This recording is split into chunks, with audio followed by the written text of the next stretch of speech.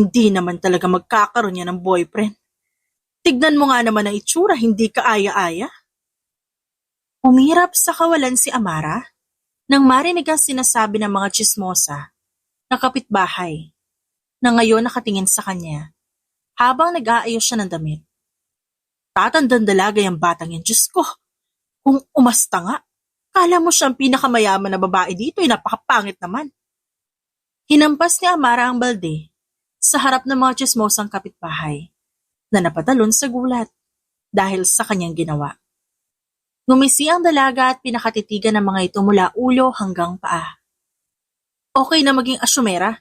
Huwag lang mabuntis ng maaga, katulad ng mga anak nyo na kapag nabuntis, sasali sa 4-piece. Singhal ni Amara. Ano sinabi mo? Galit na tumayo ang isang matanda. Natamaan ba ang anak mo? Dapat pinailag mo. Singhal na naman ang dalaga at inayos ang bangs niya.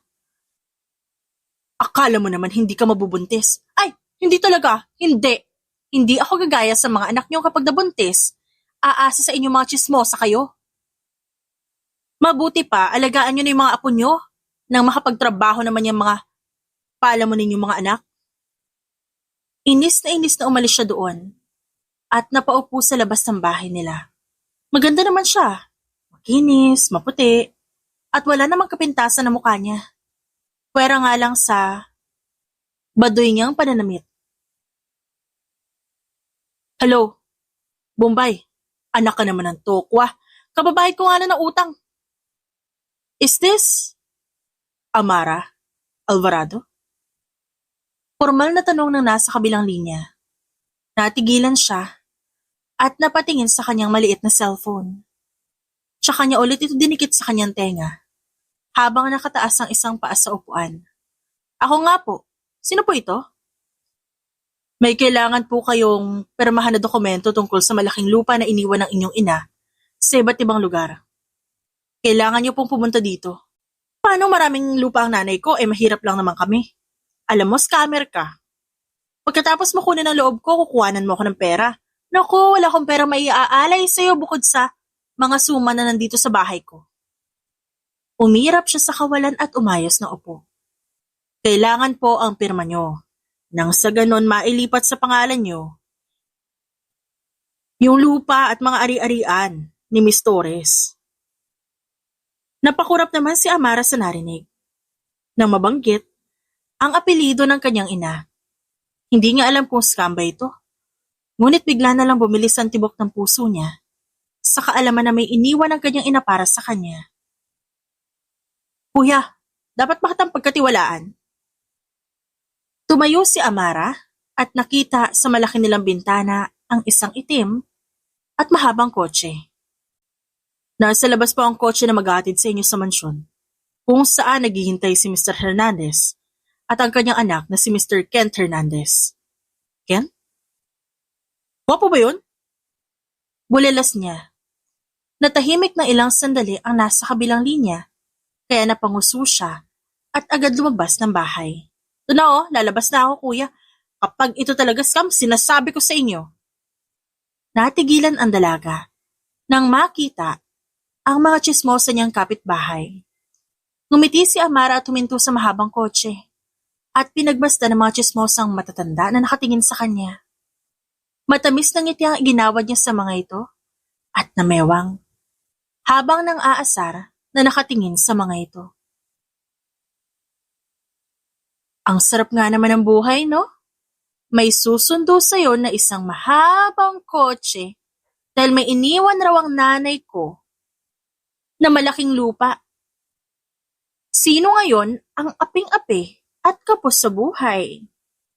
Napahawak si Amara sa bibig at tumawa ng malakas. Totoo pala talaga mayaman ka kung ganun. Tanong ng isang matanda. Ay, si nanay. Biglang nagtanong. Biglang los agad tayo? Di ba pinagkalat mo na buntis ako ng engkanto nung sinabi kong nakita ko yung anak mo na nakikipagtsuktsakan doon sa lalaki? Tinuro pa niya ang babaeng may karga na anak. Tinatanong ko lang naman. Umirap ang matandang babae. Diyan na nga kayo mga tsismosa. Ang mahalaga, mayaman ako. Tinapik-tapik ni Amara ang kotse. Kuya, pakibukas, ayoko mapahiya. Bilis! Lumabas sa maskuladong lalaki at agad pinagbuksan ng pinto ang dalaga. At saka siya sumakay na may ngiti sa labi. Huminga ng malalim si Amara at hindi niya alam kung dapat ba siyang maniwala sa mga ito. Ngunit wala namang masama kung sasama siya dahil naalala niya ang sinabi ng kanyang ina. Na balang araw pupunta siya ng Maynila para kunin ang mga dapat para sa kanya. Kuya, saan po tayo pupunta? Tanong ni Amara. Hernandez Residence in Manila. Isasakay ang kotse sa barko? Teka, hindi ko dala yung mga gamit ko. Nasa compartment ang mga bag mo at lahat ng gamit mo, Miss Amara. Nanlaki ang mga mata ng dalaga at napahawak sa braso ng lalaki. Ang bilis naman nilang nag-impake ng gamit niya. Teka, wala ba kayo nakita ano? Ano po yun, Miss Amara? Formal na tanong nito. Yung ano kasi. Kinagat niya ang labi at di mapakali sa kinauupuan niya. Ano po nakita namin? Nangunot ang noo ng lalaki. Yung panty ko, syempre. Di ba kayo nag-impake nun? Kaya malamang nakita niyo yun, yung panty at bra ko. Nagkanda utal-utal at nanlalaki ang mga mata ni Amara. Natahimik ang apat na lalaki sa loob ng kotse nang marinig ang sinabi niya. Napahawak si Amara sa kanyang muka at pakiramdam niya pulang-pula yon dahil sa mga binitiwan niyang salita sa mga ito. Ayun na nga ba yung sinasabi ko dapat ako na lang nag-impake. Baka nakita niyo pa doon yung mga butas na... Wala kami nakita, Miss Amara. Napalunok ang lalaki at napaiwas ng tingin. Malalagot kami kay Mr. Hernandez ito Tinanggal ng dalaga ang takip sa mga mata niya at masamang tinignan ng mga ito. Dahil sa katunayan niyan, natatakot lang siya na baka makita ng mga ito ang paborito niyang panty na may mukha ng crush niya. Mabuti nang hindi, no? Ikakasal ako sa lalaking yan? Halos lumuwa ang mga mata ni Amara nang malaman ang tunay na dahilan kung ba't kailangan niyang pumunta ng Maynila. At ngayon, nakatingin siya sa masungit na si Ken na nakaupo at matalim ang tingin sa kanya. Yes, Iha. That was your mom's decision. Sagot ni Don Quino habang nakatingin sa dalaga. Akala ko po ba nandito lang ako para pumirma? Ba't kailangan ko pa ikasal sa lalaking yan? Nanginginig pa ang boses ni Amara. Hindi siya makapaniwala na pagkatapos niyang pumirma, kailangan niya naman ngayong magpakasal kay Ken. Ni hindi pa nga niya ito nakikilala. Kaya bakit ba siya magpapakasal sa lalaking nasa harapan niya? Kung makapag-react ka, akala mo naman gusto ko ang bagay na to. Inis na singhal ng binata at umirap. Oh, hindi mo pala gusto Kaya ano pa bang ginagawa natin dito? Di walang ikakasal? Singhal pabalik ni Amara. Hindi siya umuwi ng Maynila galing probinsya para lang ikasal sa taong hindi nga siya kayang mahalin. At mas lalong hindi niya kilala. Mas mabuti pa na kunin niya na lang ang lupa at pera niya at magtayo ng negosyo sa probinsya. Amara. Mahinahon na tawag ng matanda. Oh, sir, hindi naman po ito yung pinunta ko dito At magpakasal dito sa anak mong walang modo. Nandito ho ako para sa nanay ko. Na hindi ko nga alam na may ganito siya kalaking pera at mga lupa. Napasinghap si Amara. Dad, let her. Nang sa ganon malugi ang pera at negosyo ng kanyang ina. Saad ni Kent at inis na umupo. Shut up, Kent. Seryosong tinignan ni Don Quino ang dalaga at bumuntong hininga.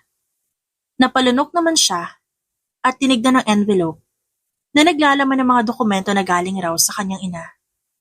Kung tutuusin, gusto na nga niyang umuwi. Ngunit nang hihinayang siya, naiwan ang kayamanan ng kanyang ina. Tinignan niya ang matandang lalaki na hinawakan ng kamay niya, dahilan para manghilid ang luhas sa mga mata ni Amara. Iha, makinig ka sa akin. Nakalagay sa kasulatan na makukuha mo lang ang pera kung papayag kang ikasal sa kahit na sinong lalaki at napili ng iyong ina. Walang iba, kundi ang aking anak. Ngayon, kailangan mong pumili. Hindi naman kita pipilitin kaso nga lang, hindi mo makukuha yan kung di ka papayag sa gusto ng mama mo. Paliwanag nito. Bakit kailangan po na umabot sa ganito? Tinignan niya si Kent na umismid. At tinignan na lang ang mga libro. May malalim na dahilan ng iyong ina. At malalaman mo lang yun sa tamang panahon. Ngayon, mag-isip ka. At kapag nakapag-isip ka na, pirmahan mo ang kontrata. Dad, kung ayaw niya, di wag. Hindi naman natin kailangan pilitin yung babaeng yan eh. Pipirmahan ko na, okay? Manahimik ka na. Baka mabato kita ng ballpen. Galit na saad ni Amara. Arte. Gusto. Sinusuyo pa. Para lang pumirma. Hindi naman namin yan kawalan. Wala akong pakialam sa'yo kaya isarado mo yung bibig mo. Singhal ni Amara. Pinirmahan nga niya ang kontrata at agad niyakap ang envelope na para bang yun ang kanyang ina. Hindi pa rin siya makapaniwala at mas lalong hindi niya inaasahan na magbabago ang buhay niya sa isang iglap. Saan po ako mananatili? Tanong ni Amara. Si Kent na ang bahala doon. Aasikasuhin ko muna ang mga papel dito para maging maayos ka na makatira sa mansyon. Mag-asawa naman na kayo ni Kent. Kaya siya na ang bahala. Maraming salamat po ulit, Don Kino. Yumuko ng konti si Amara at agad ding nag-angat ng tingin. Ngumiti si Don Kino. Ginagawa ko lang ang gusto ng iyong ina, Iha. Sabay silang lumabas ni Kent ng library at agad niyang hinarap ang binata na nakatingin sa kanya gamit ang matalim nitong mga mata. Ipapaalala ko lang sa'yo. Mag-asawa lang tayo sa papel at hindi sa tunay na buhay. Ngayon kung gusto mo magkasundo tayong dalawa, susunod ka sa lahat ng gusto ko. Dahil hindi ka matatahimik sa bahay na to. Seryosong sabi ni Ken. Hindi sumagot si Amara. Nanatili ang tingin sa sulat na binigay ng kanyang ina. Pangalawa, ang kwarto mo nasa dulo ng hall na to. Wala kang kasambahay na aasahan dito, kaya mag-isa mong linisin yon. Pangatlo at panghuli, ayoko na dumidikit ka sa akin. Amara! Sigaw nito. Tagal mo naman magsalita, nasaan ba yung kwarto ko? Kinakausap pa kita, babae. Hinawakan nito ang braso niya. Akala ko ba ayaw mong dumidikit ka sa akin? Anong ginagawa mo ngayon? Pinitik ni Amara ang kamay ng lalaki.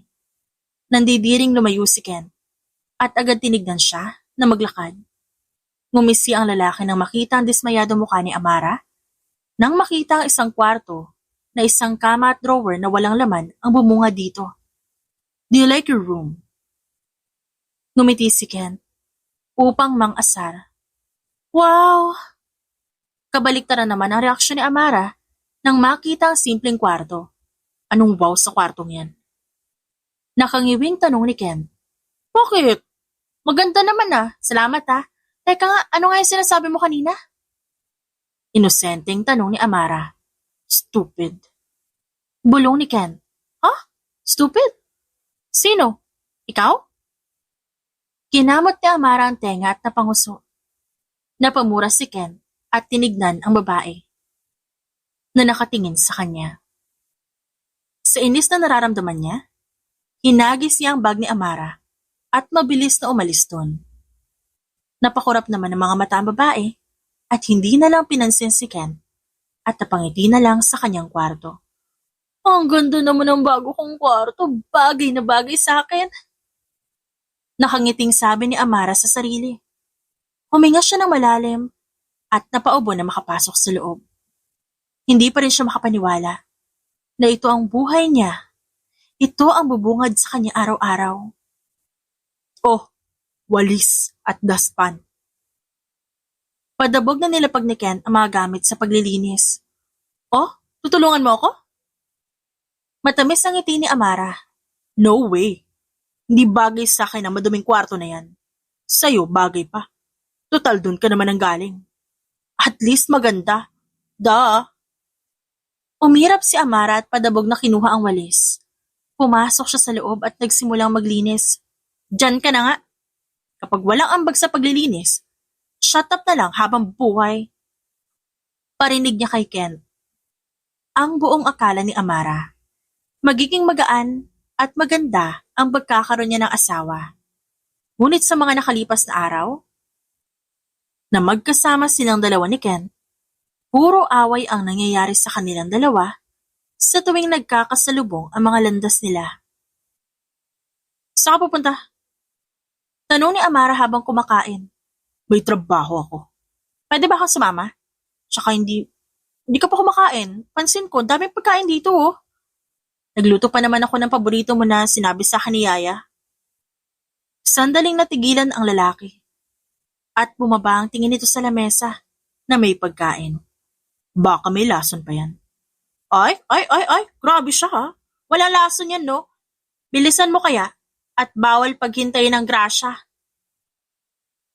Napahawak sa dibdib na sabi ni Amara. Nagdadalawang isip pa si Kent, ngunit agad din namang umupo at kumain. Tahimik ang naging umaga nila at nang matapos naghanda si Amara dahil gusto niyang sumama sa kumpanya ng asawa. Binilisan niya ang kilos at mabilis na kinuha ang bag na binili niya kahapon lang at saka lumabas ng kwarto. What are you doing? Nakakunot ang noo ni Kent. Ano pa ba? Di sasama sa'yo. Umirap si Amara. Ano? No way. Bakit ka naman sasama sa akin? Nanlalaki ang mga mata ng lalaki. Para sa kaalaman mo, sinabi sa akin ni Don Quino na pwede akong sumama sa'yo kahit kailan ko gusto. Isa pa sa laki ng bahay na to, wala man lang ako nakakausap. Kaya mas mabuti pang sumama na lang ako sa'yo. Ngumiti si Amara sa lalaki. Di ka pwedeng sumama. Baka mamaya manggulo ka lang doon at awayin mo lang ang mga tao doon. Umiiling na saad ni Ken. Bumuntong hininga siya na tila nauubos ang pasensya. Mabuti pang gawin mo, ihanda ang kotse at sasama ako sa'yo. Hindi na nakapalagpas si Ken nang sumakay ito sa backseat ng kotse. Napamura siya sa inis. Habang si Amara naman, ngiti-ngiti lang habang nakasandal. Bakit nandyan ka? Ano ako driver mo? Inis na tanong ng lalaki. O bakit? Hindi ba ikaw ang nagmamaneho ng kotse? Kaya malamang ikaw ang driver. Napamura na lang si Ken. At mahinang hinampas sa manibela. Dito ka, sa passenger seat. Dahil hindi ako ang driver mo. Ay, napakainit na ulo. Pwede ba kalma lang? Mabilis naman na lumipat ang babae at agad pumasok sa passenger seat. Ngumuso si Amara nang isuot ang seatbelt pero hindi niya ito masuot kaya napasinghap siya nang hawakan ni Kent ang seatbelt at ito ang nagsuot sa kanya. Dahilan para mapahawak siya sa upuan dahil sa biglaang paglalapit na mukha nila ni Kent. Stupid. Bulong ng lalaki. Ano ba? Lumayas ka nga dyan? Singhal ni Amara at tinulak ang lalaki. Napangisi si Kent at agad in-start ang kotse. Arte, pero gusto naman. Nakarating sila ng kumpanya at namangha si Amara nang makita kung gaano kaganda at kataas ng gusali. Isang magaling na engineer ang kanyang asawa at ganon din ang buong angka nito. Nag-iisa lang ang malaking building na ito sa kanilang lugar. Dahil ito rin ang sinimulan ni Don Quino. Sa inyo ang building na to? Tanong ni Amara. Ano sa tingin mo? Ngumiti ng sarkastiko si Ken. Tinatanong na maayos. Bulong ng babae. Kaya naman buong araw na naglibot si Amara sa building. Dahil namamangha siya sa mga taong nakasuot ng formal na damit at sa mga taong nagdadala ng kahoy mula sa ilang palapag at ang iba naman abala sa pakikipag-usap. Habang nag-iikot si Amara, hindi niya inaasahan na may mababangga siya, dahilan para mabuhos sa kanya ang tray na may lamang pagkain. Ay, ano ba yan? Sigaw ng isang babae. Anak ka ng tokwa.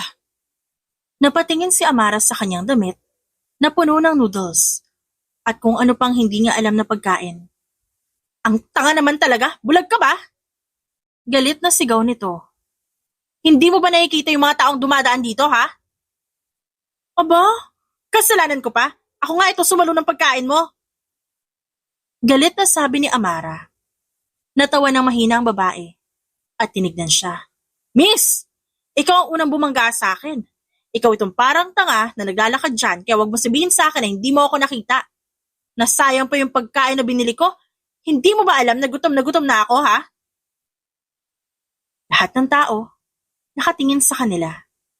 Kaya nakaramdam ng pagkapahiya si Amara. Dahil talagang sa opisina pa ng kanyang asawa siya nagkalat. Wala akong kasalanan dyan. Hindi kita kilala. Sino ka ba? Bago ka lang ba dito? Napalunok siya at sakong dumaan si Ken sa kanilang gilid habang kausap nito ang isang negosyante. Nakita niyang napailing ito at galit siyang tinignan. Kaya nakaramdam siya ng inis sa sarili at tinignan ng babae. Babayaran ko na lang yung pagkain mo. Bumuntong hininga si Amara. Paano kung ayaw ko? Nagtaas ng kilay ang babae. Di bahala ka sa buhay mo? Kung ayaw mo magutom ka dyan. Singhal ni Amara at pinunasan ng kalat sa damit niya. Ikaw pa ngayon ang galit? O edi lumuhod ka? Sigaw nito. Lumuhod ka sa harapan ko at halikat. Oh, nek-nek mo. Palak sa buhay mo, no? Singhal pabalik ni Amara. Mabilis niyang nilapag ang 1,000. Nadala niya bago siya umalis doon. Kitang-kita niya ang galit sa mukha ni Ken. At na magtama ang kanilang paningin, umiwas na lang siya at nagmamadaling pumunta sa banyo. Dulot ng pagkapahiya. Ano pa naman tong araw na to? Bulong niya sa sarili. Huminga siya ng malalim at napailing dahil alam niya magagalit sa kanya si Ken. At baka nga mag-away pa silang dalawa pag uwi nila ng mansyon. Puro kahihiyan lang talaga ang ambag mo sa buhay ko, no? Natahimik si Amara nang marinig na naman ang boses ni Ken. Ito na naman ang hapunan niya. Ang pagbubunganga ng lalaki. Wala itong tigil mula pa kaninang umaga. Ngunit hindi na lang to pinapansin ni Amara. Mukhang may tama na naman to sa utak. Wala akong ginagawa sa'yo. Mahinahon niyang saad. Wala? Halos mapahiya ako sa mga negosyante na nandun, Amara.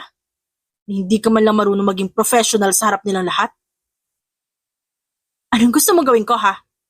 Magpanggap na may alam sa mga bagay-bagay na yan? Magpanggap na may alam ako kahit wala naman? Nag-iisip ka ba? Singhal niya pabalik at umirap. Alam niya nakakahiya naman talaga ang nangyari. Dahil nang tanungin siya ng negosyante sa araw na yon, mukha siyang tanga. Wala siyang masagot, kundi ang tumango na lang sa mga ito. Dahilan para mapahiya si Ken. Huminga siya ng malalim at pinagmasdan ng lalaki na nakaupo sa sofa at galit na nakatingin sa kanya.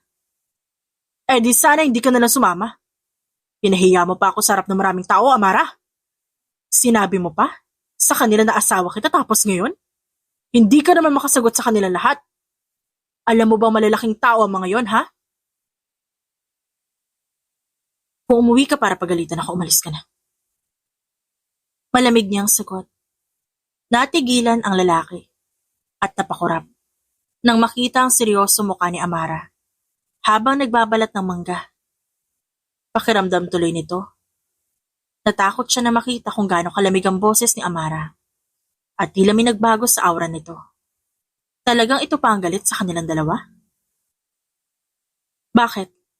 Nahihiya ka sa ginawa mo at pinapaalis mo ko? Ngumisi si Kent at nagpatuloy sa panghahamon sa babae. Huminga ng malalim si Amara. Hindi. Hindi ko kailangan na magpanggap na may alam ako sa lahat ng bagay, Ken.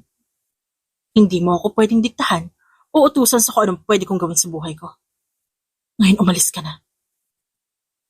Bakit di mo nalang aminin na dinadala mo ang pagiging probinsyana mo dito sa pamamahay ko at maging sa kumpanya ko? Bumuntong hininga si Amara. Hindi niya na kaya pang kontrolin ang luha sa kanyang mga mata. Nasasaktan siya sa mga sinasabi nito at hindi niya gusto ang mga salitang lumalabas sa bibig nito dahil napaka-sensitive niya sa araw na ito. Umalis ka na. Nanginig na ang boses niya. Natatakot ka bang malaman ang katotohanan? Sinabi ko naman sa'yo, hindi ka para sa Maynila. Na hindi ka para sa trabaho na to. Tanggapin mo na lang na ang pagiging probinsyana mo hindi uubra dito sa Maynila. This world is too harsh for someone like you. Mas lalong nangilid ang luha sa mga mata ni Amara nang marinig muli ang sinabi ni Ken tungkol sa kanya. Hindi siya sumagot. Baka nga tama yun para sa kanya. Na baka nga hindi siya bagay sa mundong ginagalawan ni Ken. Wala akong pakialam sa mga sinasabi mo. Una sa lahat, nandito ako para sa nanay ko! Sigaw ni Amara. Gulat na natigilan si Ken nang makita ang luha sa mga mata nito. Hindi nito alam na magiging apektado siya sa mga luha nito. Naikuyom niya ang palad dahil nakikita niya ngayon ang pag-iyak ni Amara. Bakit ka umiiyak? Kung iinsultuhin mo ako sa araw-araw, akala mo naman hindi ka nagkakamali? Masaya ka ba sa tuwing naiinsulto ka? Nakikita mo akong ganito? Napakasaya mo ba sa tuwing minasasabi ka masama sa akin, ha? Yun naman ang totoo. Humina ang boses ni Ken at nagtagis ang panga nang makita ang butil ng luha sa pisngi ni Amara. Di ko naman to ginusto, Ken. Kung napahiya ka sa mga negosyanteng yun, huwag ka mag-alala, kakausapin ko sila na nagkamali lang ako na naging asawa kita. Ngayon pwede mo na ba akong iwan? At kakain ako ng mangga? Nagtagis lalo ang panga ni Ken dahil hindi niya maintindihan kung bakit apektado siya sa luha ni Amara. Na hindi nito kayang umalis at gusto na lang punasan ng pisngi ng asawa. Umalis ka na! Kumain na ng mangga ang babae. Nang maiwan si Amara, bumuhos ang luha sa kanyang mga mata dahil sa sakit ng mga salita ni Ken. Huminga siya ng malalim at agad pinunasan ng luha tsaka kinain ng mangga. Di naman niya kasalanan kung ba't siya nandito. At mas lalong hindi niya kasalanan kung pinatawag siya para kunin ang lupa at pera niya. Oh, Iha, anong ginagawa mo dito at kumakain ka pa ng mangga? Tanong ng kararating lang na si Don Quino. Wala ho. Bigla po kasi ako natakam dito sa mangga eh. Bakit namumugto ang mga mata mo? Tanong ng matanda. Napalunok si Amara at matamis na napangiti. Naiyak lang po kasi ako sa tuwa. Kasi ang sarap-sarap ng mangga na to. Tsaka nakapamasyal po ako kanina. Nakabili po ako ng mga damit. Napatango ang matanda at umupo sa tapat nito. Tinignan siya nito dahilan para kabahan siya. At baka mahalata nito nagsisinungaling siya. Okay lang ba kayong dalawa ni Ken? Bakit ho? Wala naman. Gusto ko lang masiguro na maayos ang trato niya sa'yo dahil asawa ka niya. Natawa ang babae at napabuntong hininga. Ayaw niyang siraan ang asawa niya sa daddy nito. At ayaw niyang makasira ng relasyon na mag-ama. Ngumiti si Amara at natawa ng malakas kaya napakunot ang noo ni Don Quino. Nako, ang anak niyo pong si Ken, talaga namang pinapasaya lagi yung araw ko. Maayos po kaming dalawa. Maayos din po yung pagsasama namin. Mabuti nga po natitiis niyo yung ugali ko eh. Napangiti si Don Quino. Mabuti naman at nagkakasundo kayong dalawa. Wala na akong aalalahanin pa. Bukod sa magkaroon kayo ng masayang pagsasama. Peke ngumiti si Amara at umiwas na lang ng tingin. Ngunit hindi niya alam, nanonood sa kanila si Kent na natigilan at napatingin sa kanya na masayang kumakain ng mangga. Ilang araw ang nakalipas magmula nang hindi sila magpansinan ni Kent. Huminga siya ng malalim habang naglalakad sa madilim na kalsada, pagkatapos niyang bumili ng pagkain para sa kanilang dalawa. Dahil gusto niya magkabati sila at makahingi rin ng tawad sa ginawa niya, at syempre gusto niya makausap to. Hello? Sagot ni Amara sa tawag. Nasaan ka ba? Gabing-gabi na. Sigaw ni Kent mula sa telepono. Napapikit siya at nailayo agad ang cellphone sa lakas ng boses nito. Wow muntik na ako mabingi. Nasaan ka ba? Nag-aalala sa'yo si Daddy. Pinapasakit mo talaga ang ulo ko. Natigilan siya nang mapagtanto na pinapansin na siya nito. Ngumiti si Amara. Naglakad ulit sa kahabaan ng kalsada, papunta sa subdivision. Teka nga, pinapansin mo na ako? Ano? Asa ka? Ito laging galit. Kala mo talaga? Umirap siya. Pauwi na rin ako. May binili lang akong pagkain. Bilisan mo. Ngingisi-ngisi na naglalakad si Amara. Ngunit natigilan siya ng may mga lalaking nasa kanto ang nakatingin sa kanya. Hindi niya sana ito papansinin. Ngunit naglakad ang mga ito papunta sa kanya, dahilan para mangunat ang kanyang noo at humigpit ang hawak niya sa cellphone. Teka, miss. Ngumiti ang isang lalaki. Mag-isa ka lang ba sa daan? Hindi. Pabalang nasagot ni Amara. Natawa ang lalaki at pinagmasdan siya. May boyfriend ka na ba o asawa? Ba't mo tinatanong? Di ako interesado sa'yo. Mariing sabi ng babae. Naglakad siya upang lampasan ng mga ito. Ngunit hinila siya ng isa dahilan para mahulog ang cellphone niya at ang pagkain na dala niya. Agad na dumaloy ang kaba sa buong katawan ni Amara nang maramdaman ang mainit na hininga ng lalaki sa kanyang leeg. Ang bango mo, miss ah. Nakangiting sabi nito. Bastos ka! Malakas na tinulak ni Amara ang lalaki at sinikmuraan ng isa pang lalaki. Mga bastos kayo? Kitang ang ayos-ayos na nasuot ko? Nagagawa niyo pa akong bastusin? Bakit? Di mo ba nagugustuhan? Tanong ng isa pa. Amara! Amara, nasan ka? Sigaw ni Kent sa kabilang linya. Napaatras ang babae na magsimulang lumapit ang mga ito sa kanya. Kinakabahan siya sa pwedeng gawin ng mga ito at hindi niya alam kung ano bang dapat na gawin. Kapag nilapitan siya ng mga ito, huwag kayo lalapit sa akin, tatawag ako ng pulis. Tumawa ng malakas ang isang lalaki at sumenya sa mga kasama. Walang makakarinig sa'yo dito. Kahit tumawag ka ng pulis, tayo-tayo lang naman nandito. Pwede nating i-enjoy ang gabing to. Bitiwan niyo nga ako? Bitiwan niyo ako! Sigaw ni Amara at nagsimulang magpumiglas. Gusto ko ang babaeng to, maingay. Kuryoso tuloy ako kung maingay din ba to pagdating sa kama? Malisyosong tanong ng lalaki. Bitiwan mo ako! Bitiwan mo ako! Bitiwan niyo ako! Bitiwan niyo talaga ako! Nakakadiri yung pagmumukha niyo, apat nakakadiri! Sige lang. Gumapang ka! Sige lang! Tumawa ng malakas ang isang lalaki. Nangilid ang luha sa mga mata ni Amara. Ngunit bago pa man makalapit ang mga ito sa kanya, biglang may dumating na itim na kotse. Lumabas doon si Kent, na mabilis sinuntok sa mukha ang isang lalaki. Nagsimula ang gulo, at ang tanging nagawa lang ni Amara ay ang umupo at pigilan ng panginginig ng katawan. Wala kayong karapatang basusin ang babae! Sigaw ni Kent. Sa likod ng lalaki ay ang mga paparating na pulis na agad rumisponde sa kanilang dalawa. Habang si Amara naman, nananatiling nakaupo at nakatulala. Amara! Tinulungan siya nito makatayo at mabilis niyang niyakap ang asawa.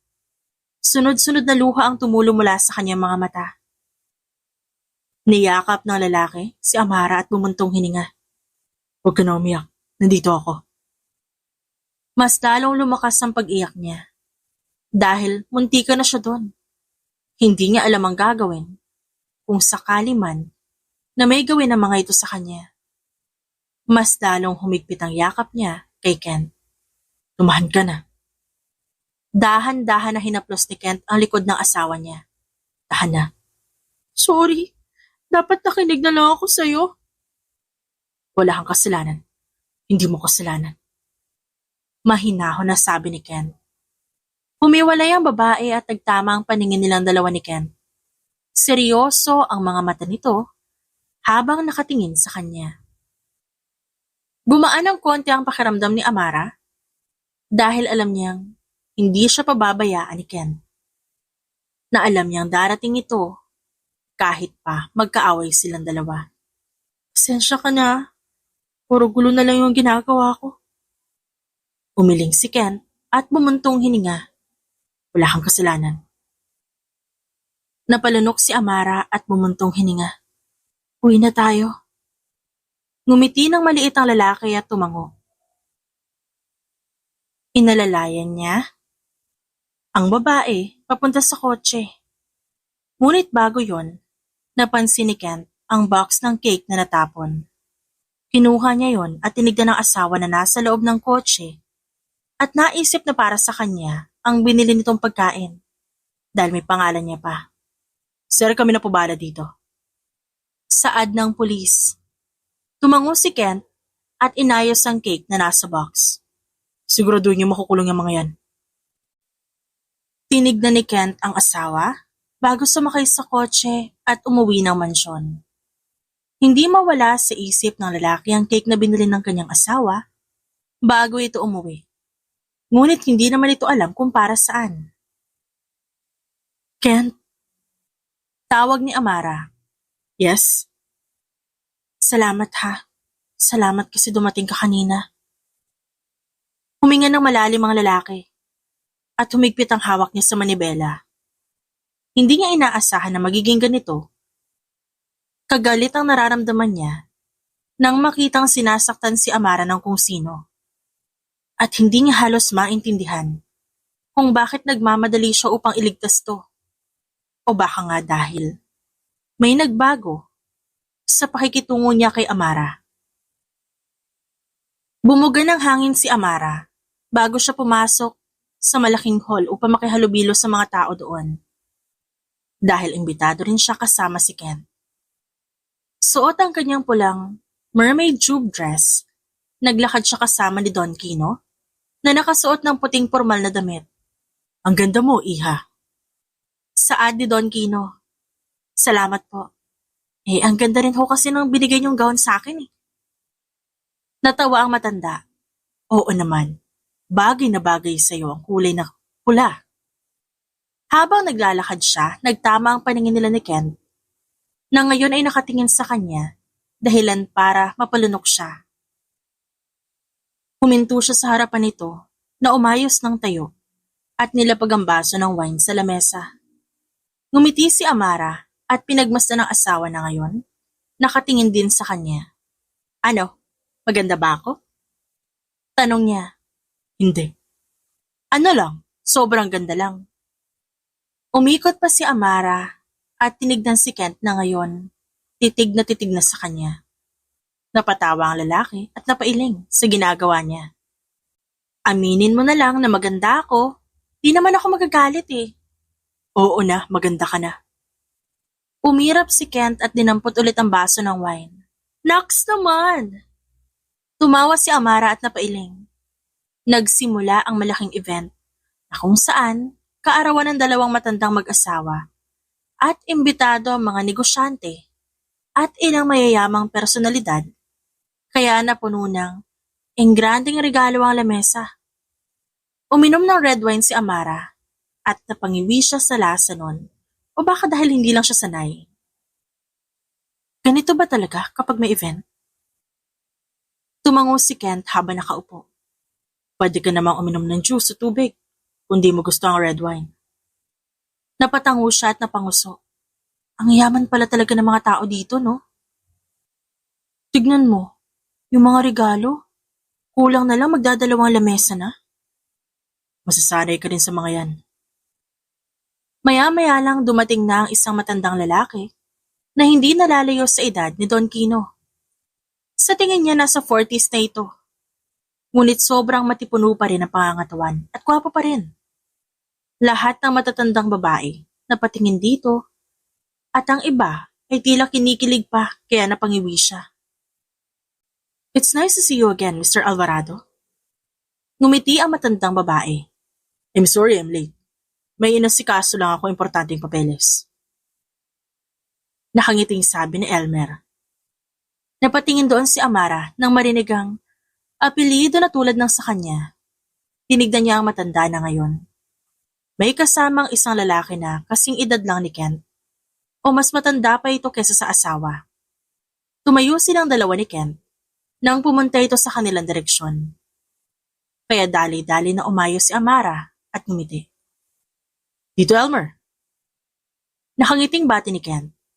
Kent, kumusta ka iho? Narinig ko mula sa iyong ama na ikaw ay kasal na. Tumango si Kent at hinawakan ng bewang ni Amara. Yes, tito. This is Amara Alvarado Hernandez, my wife. Magandang gabi po. Yumuko ng konti si Amara, saka nag-angat ng tingin. Natigilan si Elmer at napatingin sa babae. Kaano-ano mo? Si Torres? Nanay ko po siya. Bakit ho? Napaawang ang labi ni Elmer sa narinig. At di makapaniwala. Na ngayon, nasa harapan nito ang anak nilang dalawa ni Torres. Tinignan nito si Amara na inosenteng nakatingin sa kanya. Dahilan para mapasinghap si Elmer at mapatingin kay Don Kino na napatango. Nice meeting you, Iha. Salamat po. Nice meeting you rin. Ngumiti si Elmer at nangilid ng luha sa mga mata. Na-enjoy mo ba ang party? Oo naman po. Ang sarap nga po ng pagkain tsaka ang sarap ng juice. Natatawang saad ni Amara. Sa sumunod na oras naman, lumabas sina Kent at Amara nang matapos ito makapag-usap kay Elmer. Nang makalabas sila, napayakap si Amara sa sarili dahil sa lamig ng hangin. Naramdaman niya ang coat ni Kent kaya napangiti siya sa lalaki at bumuntong hininga. Ang saya pala ng ganitong buhay dito sa Maynila, no? Napakarami kong natututunan. Napakarami kong bagay na napagtanto. Sa probinsya ba, walang ganito? Umiling naman siya. Wala. Saya ang buhay ko doon. At minsan, nahihirapan pero nakakain naman ako kahit paano. Masaya ka ba na nandito ka? Oo naman. Lalo na nung malaman ko may iniwan sa akin si nanay. Kaya naman hindi ako nagdalawang isip na pumayag sa alok ni Don Kino. Pangarap ko din yun . Napatango si Kent at umiwas ng tingin. Pero, gusto mo ba talaga ng kasal na to, Kent? Biglang tanong ni Amara. Napakurap si Kent. Huh? Gusto mo lang ba ang kasal na to kasi wala kang pagpipilian? Honestly? No. Ayoko sa kasal na ito, pero kalaunan, na-enjoy ko rin naman. Bakit mo natanong? Wala naman. Gusto ko lang itanong kung anong nararamdaman mo sa kasal na to. Wala naman akong balak magpakasal sa kahit na sinong babae. Wala nga akong idea kung paano ba maging asawa ng kahit na sino. I want to do what my dad said. And that's a favor. That's why I agreed to this marriage. Napatango si Amara, ngunit may parte sa kanya na nasasaktan dahil alam niyang naipit lang naman si Kent sa gusto ng kanyang ina. Ngayon, napagtanto niya na kailangan niyang pakawalan si Kent. Nang sa ganon, magkaroon to ng buhay na malaya at walang iniintindi bukod sa sarili nito. Huwag ka mag-alala. Baka sa susunod, malay mo, maging malaya ka din. Nakangiting sabi ni Amara. What do you mean? Bigla ay nataranta si Ken. Susundin ko ang gusto mo at ang pinag-usapan natin nun. Ayoko na maging dahilan ng sakit ng isang tao. Napakunot noo si Ken. Mukhang masama ang kutob niya sa mga sinasabi ni Amara sa kanya. Napaangat ang tingin si Amara nang may umupo sa tapat niya. Nasa isa siyang mamahaling restaurant. Dahil ang sabi ni Ken, dito raw sila magkikita. Pero nang mag-angat siya ng tingin, si Elmer ang bumungad sa kanya. Ano pong ginagawa niya dito? Tinignan ni Amara ang buong restaurant bago lingunin si Elmer. Ako talaga nagsabi kay Ken na sabihin sa'yo na magde-date kayo. Pero ang gusto kong mangyari sana makausap ka. Natigilan ng babae at agad pinagmasdan ang lalaki nasa kanyang harapan. Huminga siya ng malalim at agad tinignan nito na magaang nakatingin sa kanya. Para tuloy siyang nagkaroon ng bonding sa kanyang ama, pero wala naman siyang idea kung sino ang kanyang ama. Ano pong pag-uusapan natin? Tungkol kay Miss Torres. Ah, close po ba kayo na nanay ko? Matagal ko nang kilala ang nanay mo, iha. Matagal-tagal na rin, magmula na mawala siya. Napalanok si Amara at nakuha nito ang atensyon niya. Hindi na niya inisip pa si Ken, dahil mas interesado siyang malaman kung sino bang lalaking ito sa buhay ng kanyang ina. Kaano-ano niya po yung nanay ko? Kuryosong tanong ni Amara. Ngumiti si Elmer. Pangalawang asawa ko, si Torres. Siya ang huling babaeng minahal ko. At anak kita, Amara. Noong una dahan-dahang kumunot ang noo ni Amara. Ngunit kalaunan unti-unting nalaki ang kanyang mga mata. At di makapaniwala sa narinig. Bago mawala ang nanay mo, pinagbuntis ka niya. Nagsama pa kami hanggang sa mga anak siya. Pero sa kasamaang palad, binawian din siya ng buhay nung ipanganak ka niya. Sinabi sa akin ng iyong lola na dalhin ka sa probinsya para mas maalagaan ka. Hindi ako pumayag. Pero yun ang gustong mangyari ng lola mo. Pero bakit ngayon lang ho tayo nagkita? Matagal-tagal din akong bago nakabalik sa katinoan magmula nang mawala ang nanay mo. Nakalimutan ko ang sarili ko. At nakalimutan ko rin na may naghihintay sa akin. At pasensya ka na, anak. Dahil ngayon lang ako. Hinawakan nito ang kamay ni Amara. Nangilid ang luha sa mga mata ng babae. Nang mapagtanto na hindi pala talaga siya nag-iisa. Na may taong nagmamahal pa rin sa kanya. Dahil ang akala niya wala na. Huminga ng malalim si Amara habang nakatingin sa kanyang ama. Akala ko po, buong buhay ko nag-iisa lang po ako. Nakakalungkot po yung tumira sa isang bahay na wala akong kasama. Naiintindihan ko, anak. Akala ko po talagang wala na ako malalapitan. Wala na akong kikilalaning magulang dahil wala na po si nanay. Pero dumating ka po. Pakiramdam ko, nabuhayan ako ng pag-asa. Dahil alam ko nandyan po kayo sa tabi ko. Nakangiting saad ni Amara. Ngunit patuloy ang pagbagsak ng luha sa kanyang pisngi. I'm so sorry, anak. Tumango si Amara. Wala po kayong kasalanan, Papa. Wala po kayo naging kasalanan sa akin. Ang mahalaga naman po ngayon, nandito na po kayo sa tabi ko. Sigurado po ako na masaya si nanay na nakikita tayong dalawa. Napangiti si Elmer at napatango. Maraming bagay kang dapat malaman. At handa ako ikwento ang lahat ng yun sa'yo. Gusto kong bumawi sa'yo, Amara. Sa araw na yon, maraming nalaman si Amara sa buhay ng kanyang nanay.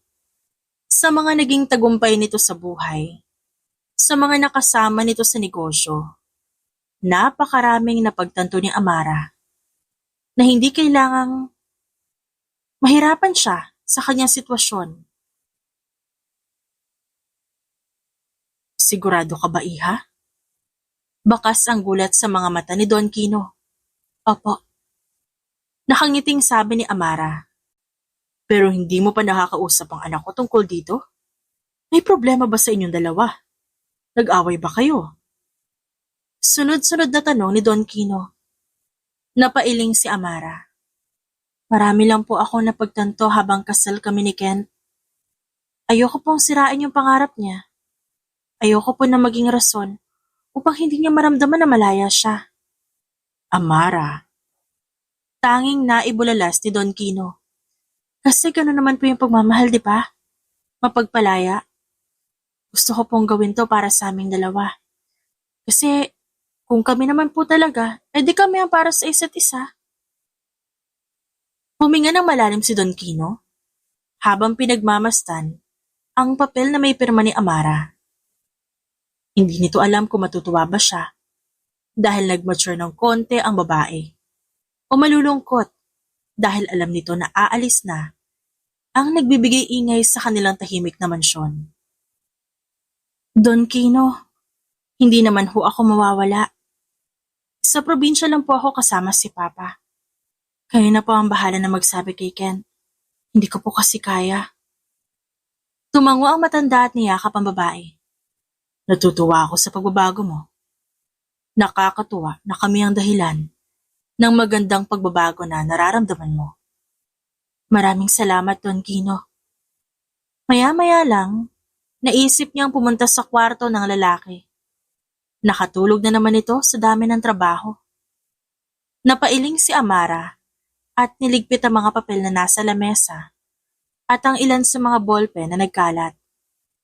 Nang matapos ay pinagmasdan niya si Kent na natutulog sa lamesa habang hawak ang cellphone. Kent! Bulong niya at sinandal ang ulo sa ulo ng asawa. Salamat. Dahil napagtanto ko na ang pagmamahal ay ang magbibigay ng kasiyahan at sakit sa puso ko. Na ang pagmamahal na naranasan ko mula sa'yo ang magbibigay ng daan sa akin para piliin ang sarili ko. Hinaplos niya ang buhok ni Kent at napangiti. Napakagwapo talaga nito kapag tulog. Masungit naman kapag gising. Maraming salamat, Kent. Salamat sa pag-aalaga. Na alam ko naman na pilit lang. Pero kahit ganon, natutunan kita mahalin. Oo, mahal kita. Hinalikan niya ang noo ni Kent at sa hindi inaasahang pagkakataon, hinalikan niya ang labi nito. Ngumiti si Amara at dahan-dahan na umalis sa kwarto ng asawa na may magaan na puso at masarap na pakiramdam. Buwan ang nakalipas magmula nang bumalik si Amara sa probinsya. Napakasaya niya sa ilang buwan na nakauwi siya dahil nagsimula na rin siyang maging abala sa negosyo. Maganda yung mga baboy na yan. Malusog at malaman yung mga yan. Pasok na pasok sa panlasa ng masa. Sige, sabi mo yan ha. May tiwala naman ako sa'yo. Ilang beses na akong bumili dito. Saad ng matandang lalaki. Kailan ba kita binigo? Nakangising saad ni Amara. Masaya siyang nagtayo ng negosyo. At sandaling kinalimutan si Ken. Gusto niyang pagtuunan ng pansin ang iniwan sa kanya ng ina. Na kahit bumali siya sa pangako, gusto niya pa rin ipagpatuloy ang gusto nito para sa kanya. Kamusta naman po yung mga gulay at prutas natin? Ngumiti si Amara. Naku ma'am, ang lakas pa rin ito sa palengke. Balde-balde ang kinukuha. Nakangiting saad ng babae. Mabuti naman kung ganon. O siya, pagkatapos dyan, kumain na rin kayo ah. Umupo si Amara sa duyan at pinagmasdan ng malawak niyang taniman. Napangiti siya na makita ang pag-usbong ng kanyang negosyo. Na nagawa niya ng magpagawa ng bahay gamit ang pera ng kanyang ina. Ito talaga ang buhay na gusto niya noon pa man. Ang magkaroon ng negosyo at magkaroon ng sapat na kita para mabuhay siya. O anak, kain ka muna. Nakangiting sabi ni Elmer. Kasama ang anak na lalaki sa unang asawa. Kanina pa ba kayo dyan, Papa? Ngumiti si Amara at uminom ng tubig. Ito kasing si Ethan. Gusto ka makita kaya bumiyahe agad kami dito. Niyakap niya ang kanyang kapatid at tinapik ang balikat nito. Ikaw talaga? Miss mo ako agad, no? Gusto ko lang makita ang taniman mo. Para naman makatulong ako dito. Nakaismid na sagot ni Ethan. Nasanay na talaga siya papa sa buhay sa probinsya, no? Natatawang sabi ni Amara. Sa araw na yon naghanda si Amara ng pagkain para sa lahat. Nawala na rin ang mga tsismosa sa paligid dahil lumipat siya ng lugar na mas matao at mas maraming pera. Huminga siya ng malalim nang makita ang papalubog na araw. Kumusta ka naman dito? Tanong ni Elmer. Okay naman po ako, Papa. Pinagtutuunan ko pa rin po ng pansin yung pag-aaral ko at negosyo. Masaya ako nagpatuloy ka sa pag-aaral mo. Napakaraming nagbago. Wala ka bang na-miss? Natigilan si Amara at ang unang pumasok sa kanyang isip ay si Ken. Hindi nga niya alam kung kumusta na ba ito. O baka naman hindi talaga siya nito naalala. Tumikim siya at iniwasan ng nararamdaman na sakit sa puso. Alam niyang parte lang ito ng pagmamahal niya para sa lalaki. Alam niyang kahit malayo sila sa isa't isa, mahal niya pa rin ito. Papa naman. Wala naman akong binabanggit na pangalan ah. Sino bang pumasok sa isip mo? Natatawang sabi ni Elmer at sumandal sa pinto. Tama naman po yung ginawa ko, di ba? Tumango si Elmer. Maiintindihan ka ni Kent, anak. Para sa inyong dalawang ginagawa mo. Ngumiti ang babae at napatango.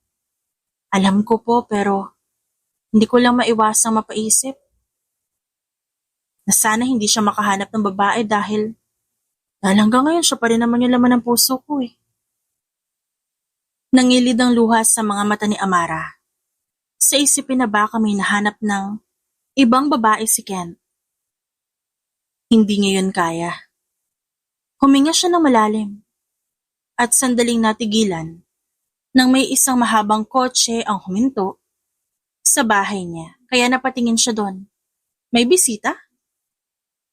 Napangisi si Elmer. Baka siya yung namimiss mo nak. Ano bang sinasabi mo dyan pa? Napanguso si Amara. Ngunit nawala ang iniisip niya nang makita kung sino ang bumaba ng kotse. Suot ang puting t-shirt, itim na pants, at isang leather jacket. Nagkatinginan silang dalawa ni Ken. Bumilis ang tibok ng puso ni Amara nang makita ang lalaki na ngayon kasama si Don Gino. Ken? Bulalas niya. Puntahan mo na anak. Ngumiti si Elmer at tinapik ang dalawang balikat niya. Mabilis na naglakad si Amara at huminto siya na magtama ang paningin nila. Nakatayo ito at nakatitig sa kanya na parabang dismayado itong makita siya. Hindi halos siya makagalaw dahil sa nakikita niya. Hindi niya alam kung ano bang unang gagawin niya. Ano? Titignan mo na lang ba ako? Hindi mo man lang ba yayakapin ang asawa mo? Nakaismid na sabi ni Kent at inilahad ang dalawang braso para sa isang yakap. Nakagat ni Amara ang labi at agad na tumakbo papunta sa lalaki. Kent! Natawa ang lalaki at niyakap ni Kent si Amara. I miss you. Mabilis na tumango si Amara at mas lalong humigpit ang yakap niya kay Kent. Hindi siya makapaniwala na magkikita sila at mas lalong hindi niya inaasahan na babalikan siya nito. Humiwalay siya sa yakap kay Kent at pinakatitigan ang mukha ng lalaki. Hindi niya inalis ang paningin niya dito dahil baka isa lang itong panaginip. Kent? Kent, sorry. No, I should be the one saying that. I'm sorry. I kept you waiting. Hinaplos ni Kent ang pisngi niya. Mahal kita, Amara. Noong umalis ka at sinabi mo sa akin yun, doon pa lang, alam ko na may nararamdaman ako sa'yo. Bumilis lalo ang tibok ng puso ng babae habang nakatingin sa kanya. Hindi niya inaasahan na maririnig yun mula kay Kent. Sinabi ko na hahanapin kita dito. Matagal bago ko napagtanto na mahal kita. At hindi ko na kaya mawala ka pa. Hindi ko pala talaga kaya magtiis na wala nang maingay sa mansyon. At wala ang maingay na Amara sa tabi ko. Pumunta ka ba dito para mang-asar ha? Pabirong hinampas ni Amara sa dibdib ang lalaki. Napatawa si Ken at niyakap siyang muli. Kaya gumanti din siya ng yakap pabalik. Napangiti si Amara nang makita si Kent na naghahanda ng pagkain. Hindi pa man sila nakakapag-usap ng maayos kagabi. Ito siya, naghahanda para sa kanilang dalawa. Good morning. Bati ni Kent. Lumapit pa ito para halikan ang kanyang noo. Ang aga mo ata nagising. Saktong 6:00 pa lang ah. Gusto ko lang ipaghanda ka ng pagkain. Lalo na sabi ni Tito Elmer, buong maghapon ka raw nagtatrabaho. Napanguso naman si Amara at agad na umupo nang hilahin nito ang upuan. Napangiti siya dahil hindi niya inaasahan na magiging ganito ang kilos ni Kent sa harapan niya. Nakita niya ang fried rice, itlog, hotdog, at ang paborito niyang daing at tuyo na may kamatis. Sino nagluto ng tuyo at daing? Tanong ni Amara. Ako. Amoy tuyo at daing na nga ako eh. Nakangiwing saad ni Kent. Dapat masarap to ah. Ay titikman mo. Ngumiti si Kent at sumandal sa upuan para uminom ng kape. Napailing naman si Amara at naging masaya ang pagkain nilang dalawa. Nang matapos, umupo sila sa labas at pinagmasdan nila ang mga trabahador niya. Napangiti siya dahil kahit papaano nakakatulong siya sa mga ito.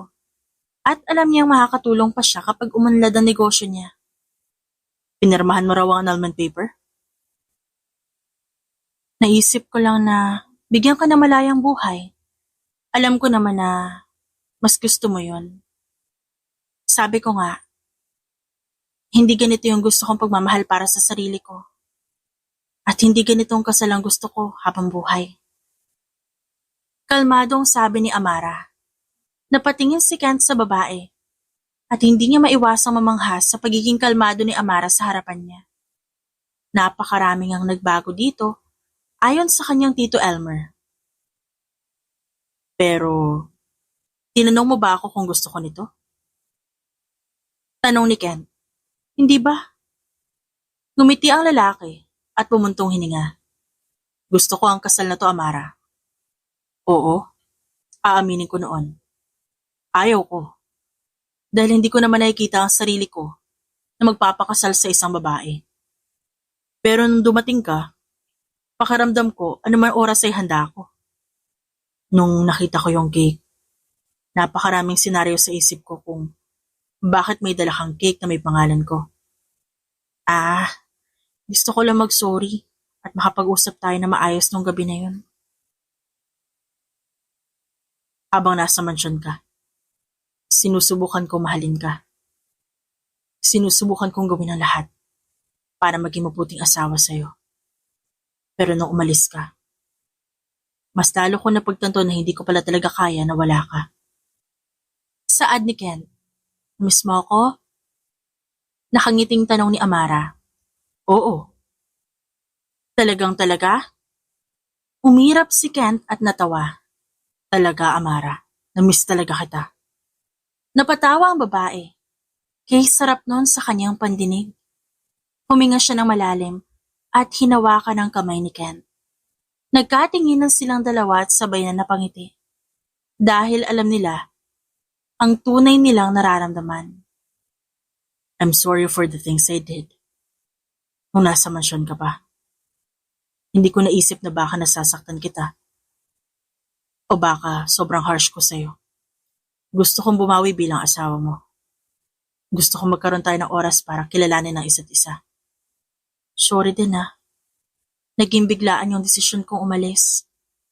Gusto ko lang din bigyan ng oras at panahon yung sarili ko para mapagtanto yung mga bagay-bagay. Napangiti si Ken. At least we learned something. Sa sumunod na oras, tumulong sila sa mga trabahador. Nagtawanan sila at inayos ang sombrero ng isa't isa. Natawa si Amara nang hilahin siya ni Kent at halikan ng labi niya kaya napangiti siya ng todo dahil doon.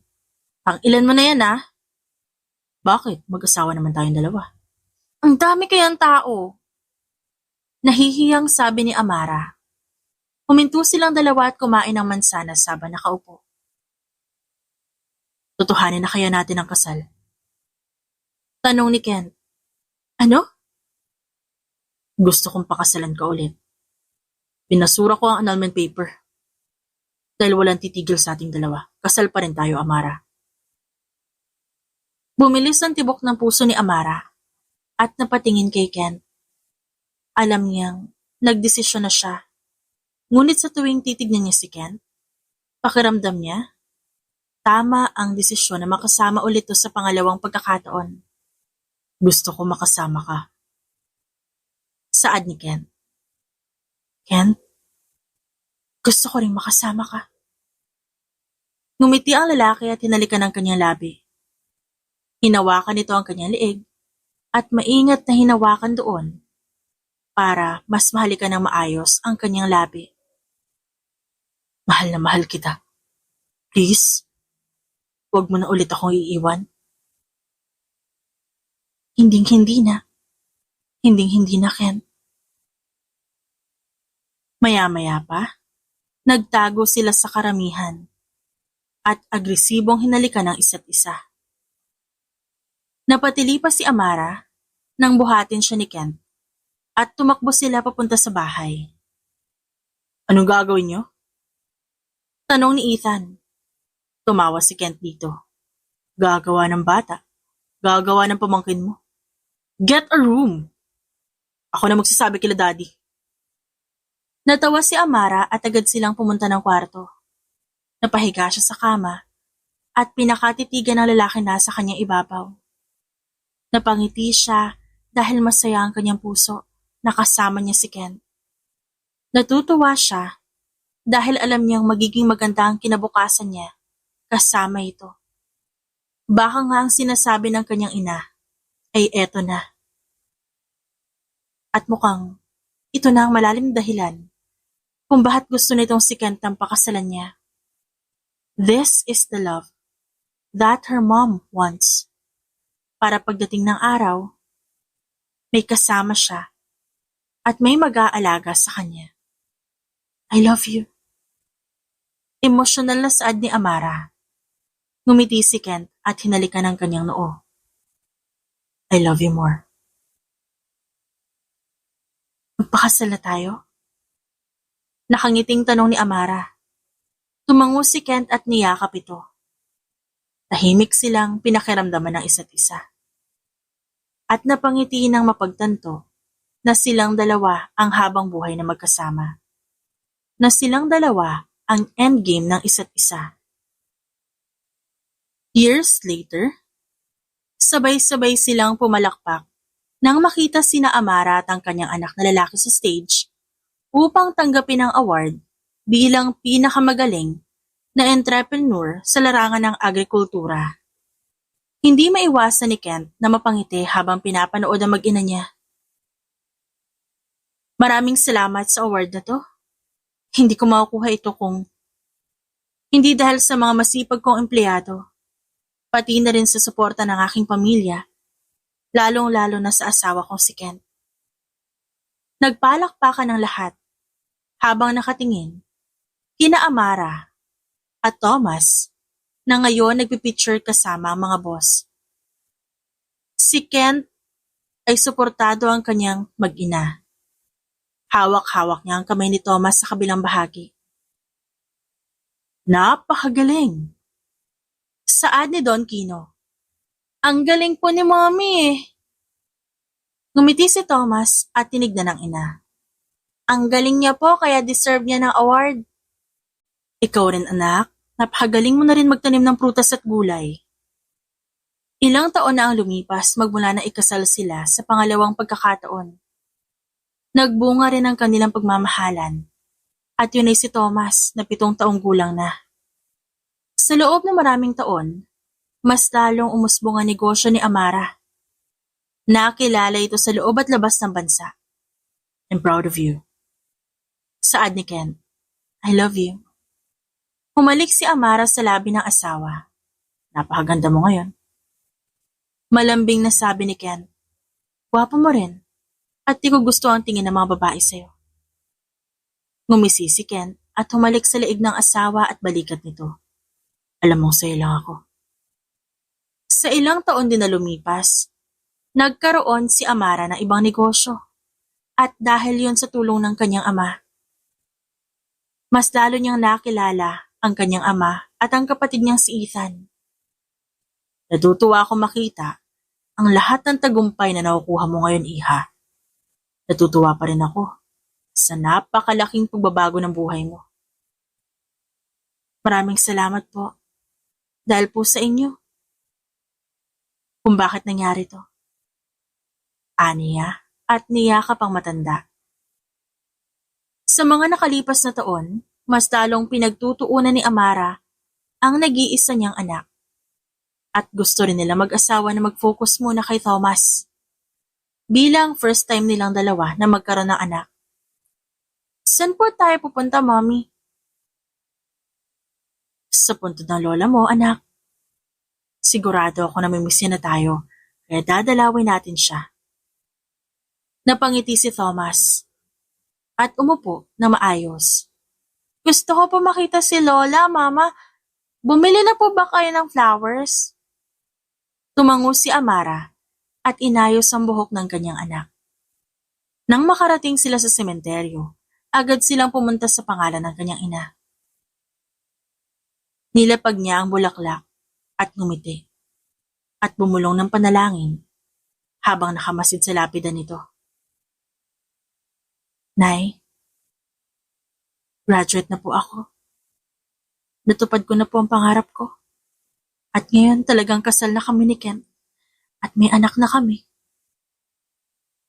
Pagkatapos na nagkaroon sila ng maliit na salo-salo habang nasa ilalim sila ng malaking tent. Nagtatawanan sila habang binabalikan ang buhay ni Amara nung hindi pa niya kilala si Ken. Nakatingin siya sa kanyang anak na kumakain at inaalalayan ni Ken. Bakit ka nakangiti? Tanong ng lalaki nang bumaling ito sa kanya. Nakakatuwa lang. Na ganito yung buhay natin. Kalmado, masaya, magaan sa pakiramdam. Ito naman ang gusto nating pamilya, diba? Ito ang pangarap nating pamilya. Tumango si Amara. Pero alam niyang hindi doon natatapos ang pangarap niya. Marami pa siyang pangarap para sa kanyang pamilya. At habang nakikita niyang masaya ang kanyang pamilya, gusto niya na lang umiyak sa kasiyahan na kanyang nararamdaman. Lumapit sa kanya si Ken at hinalikan siya sa noo. Pareho sila nakamasid sa kanilang anak na masayang nagkukwento sa pangarap nito kapag ito'y lumaki na. Nagkatinginan sila at napangiti sa isa't isa. Ano? Gagawa na ba tayo ulit? Tumawa ng mahina si Amara. Pag-uwi natin sa bahay. Napangisi ang lalaki. At sa labis na tuwa, hinalikan niya sa labis si Amara. Bumalik sila sa upuan at pinakinggan nila ang kwento ni Thomas. At alam ni Amara na natagpuan niya na ang kapayapaang gusto niya sa buhay. At ang buhay na yon ang araw-araw nilang pipiliin. Ang buhay na puno ng pagmamahal, ang buhay na puno ng kasiyahan. The end. It's shoutout time! Shoutout kina Ana Maria, Nika Ortega, Lorena Labine, Vance Taylan, Corazon Nepe, Cecil Yagin, Grace Gaitan, Laarni Belon, Leia Canag, Charis Han, Relinal Bormayordo, Sean Hamon, Rachel Hatulan, Mary Salsato, at Carol Descargar. Maraming salamat po sa inyong lahat.